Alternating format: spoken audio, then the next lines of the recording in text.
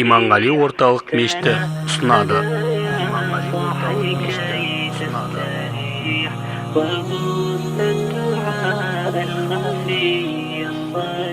أعوذ بالله من الشيطان الرجيم بسم الله الرحمن الرحيم الحمد لله رب العالمين والصلاة والسلام على الصالحين أما بعد السلام عليكم ورحمة الله وبركاته. Бүгінгі уағызымыздың тақырыбы пайғамбарларға иман жайында болмақ. Жалпы бұл дін бізге пайғамбар арқылы бізге жетті. Пайғамбарлардың соншалықты көрген қиыншылығының арқасында, соншалықты көрсеткен сабырлығының арқасында бізге осы күнге дейін дін жетті. Бұл жалпы пайғамбарлардың саны жайында риуаят етілген көптеген әртүрлі мәліметтер бар. Жалпы басым көпшілігінде айтатын 124 мың пайғамбар деп айтылады. Енді Аллах Тағаланың Құран кәрімде бізге нақты пайғамбарлардың есімін атап көрсеткен 25 пайғамбар Құран кәрімде есім аталды. Жалпы пайғамбарлардың мойнына жүктелген ең алғашқы міндет бұл дінді үмметіне жеткізу. Былай айтқанда, Алладан келген уахиді халыққа өзінің үмметінде түсіндіру.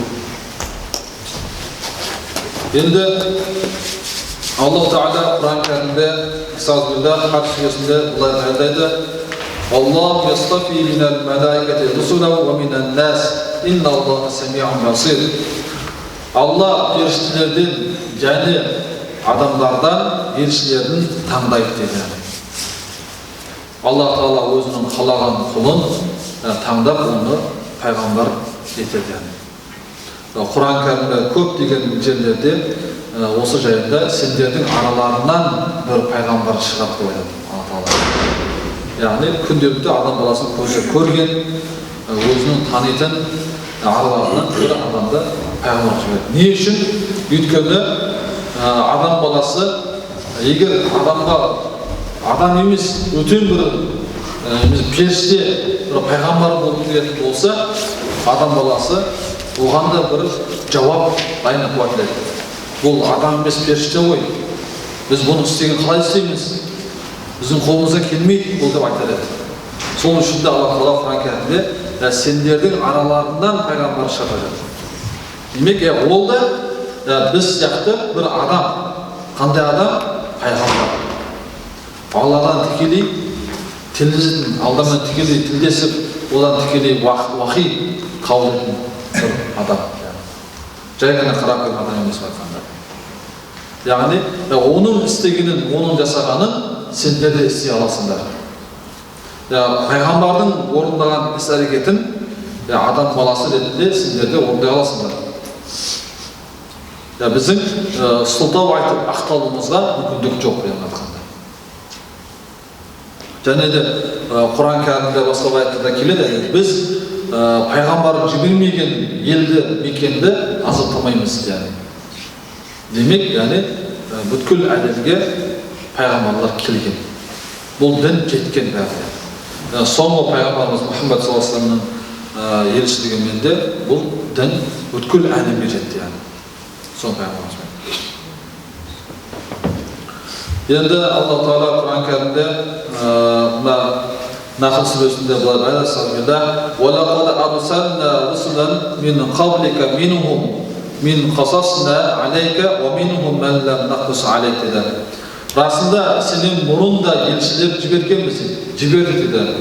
Олардың кейбірінің саған жағдайын баян еттік, кейбіреулерін саған баяндамаппыз деді. Яғни кейбірін баяндаған Құран кәрімде 25 пайғамбардың өмірін Алла Тағала баяндады, есімден атап тұр. Бұл да Құран кәрімде пайғамбарлардың есімін атаудың себебі бізден бұрынғы пайғамбарлардың басынан өткен оқиғалардың, үмметтің басынан өткен оқиғалардың баяндауының себебі олардың халіне сендер де душар болмаңдар. Олар қандай себеппен бастарына азап келді? Сендер одан сақтаныңдар. Олардың бастарына келген қиыншылықтар не еді? Аллах Тағала Құран кәрімде атап көрсетті. Олар пайғамбарларға қарсы шықты, пайғамбарларды өлтірді, олар тараздан жеді, олар адам мен адам, еркек пен еркек бір-біріне жақындады. Лут пайғамбардың қауымының оқиғасы. Осы секілді Аллах Тағала Құран кәрімнің көп жерлерінде пайғамбарлардың бұрынғы үмметтердің басына келген жағдайларды баян етеді. Бұл да осы соңғы үмметтің, пайғамбарымыз үмметінің сабақ болу үшін, үлгі болсын. Олар осындай қателікке бармасын деген Аллахтың ниетпен біздің істеді алдымызға көптеген оқиғаларды алып келді. Енді жалпы осы пайғамбарларға иман келтіруді біз иманның 7 шартын бөліп қойған. Жалпы иман өзі 7 шарттан тұратын болса, бұған өзі аманту биллах деген дұға бар ғой, бәрі айтатын. Соның ішінде бәрі келтірілген. Соның ішінде келетіні осы пайғамбарларға иман деп келеді. Пайғамбарларға иман, жалпы барлық пайғамбарларға иман. Тек қана белгілі бір есімде аталған пайғамбар емес, Құран кәрімде аталған 25 пайғамбар емес, барлығына иман. Мысалға, мына Иса пайғамбардың және де оған түсірген кітап Инжил, олар христианның несі, дін өкілдерінің адамы деп айтпаймыз.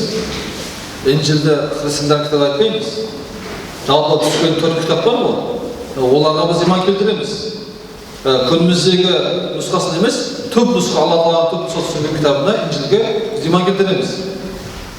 Күніміздегі Инжилді алып, бұл Аллахның кітап айтпаймыз. Кезіндегі түскен түп нұсқасында біз иман келтіреміз. Алладан түсірген кітаптар бар, көп кітап бар, басқа да сұхыфтар бар, парақтар деп айтады, сұхыфтар, оларға иман келтіреміз. Сол секілді, барша пайғамбарларға иман келтіру керек. Бұл да иманның шарттарынан.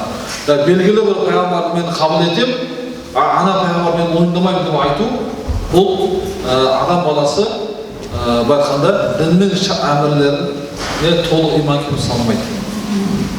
Сол үшін де осы 7 шартты түгел қабылдаған, түгел мойындаған адамға біз мұсылман деп айтамыз. Ал егер 7 шарты бұл түгел болмаса, бір адам мен Аллаға иман келтірдім, пайғамбарға иман келтірдім, бірақ осы Құранға сене алмаймын, сенбеймін дейтін болса, ол адам мұсылман емес. Дінді қабылдаған жоқ. Немесе бәрін мойындап, мен ақыретке сенбеймін, өлгеннен кейін болмаған сенбеймін дейтін болса, ол адам әлі толық мұсылман болған жоқ. Дінді қабылдаған жоқ. Сол үшін осы 7 шартты қабылдамайынша адам баласы мұсылман болмайды екен. Ал егер бір мұсылман бір адамды, осының бәрін мойындаған бір адамға сен айтқанда мұсылман емессің деп айту, ол да дұрыс емес. Сол үшін осындай нәрсеге сақ болу керек екен. Енді жалпы осы пайғамбарларға жүктелген бір міндет бар. Бұл міндетте Алланың бірлігін жеткізу.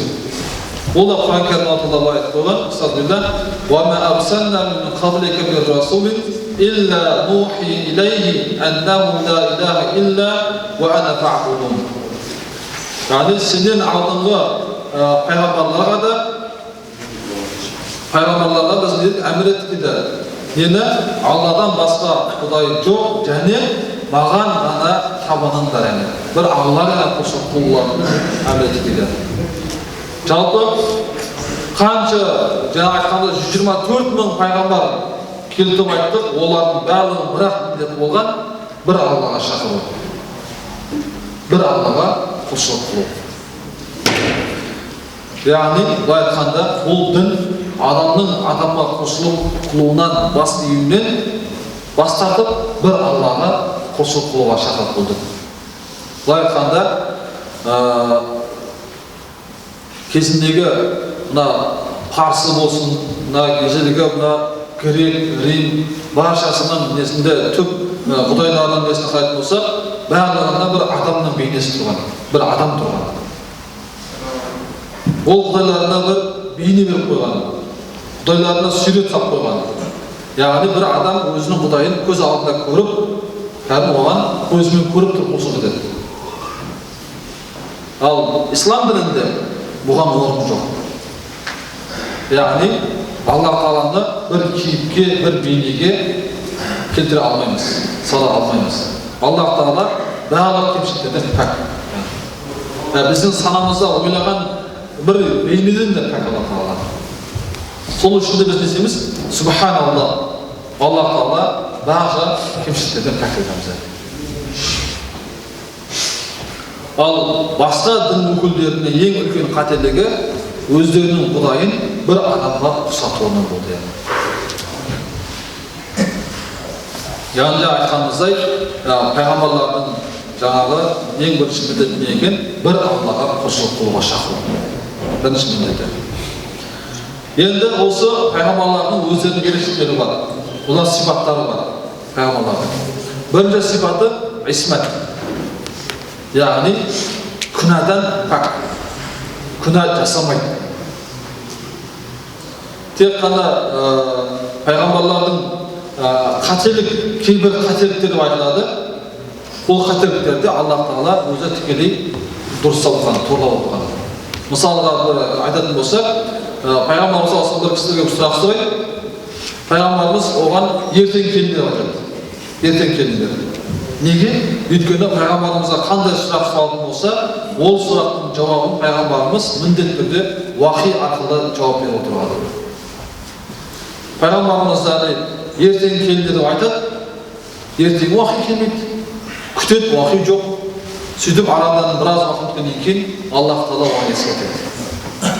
Бұдан кейін алдағы бұл уақытқа шегерген ісіңде міндетті түрде иншалла Алла нәсіп етсе, Құдай қаласа айтамыз бұл сөзімізде, иншалла деген сөзімді қостық. Бұл күнә емес бұл жерде, тек қана бір қателік яғни.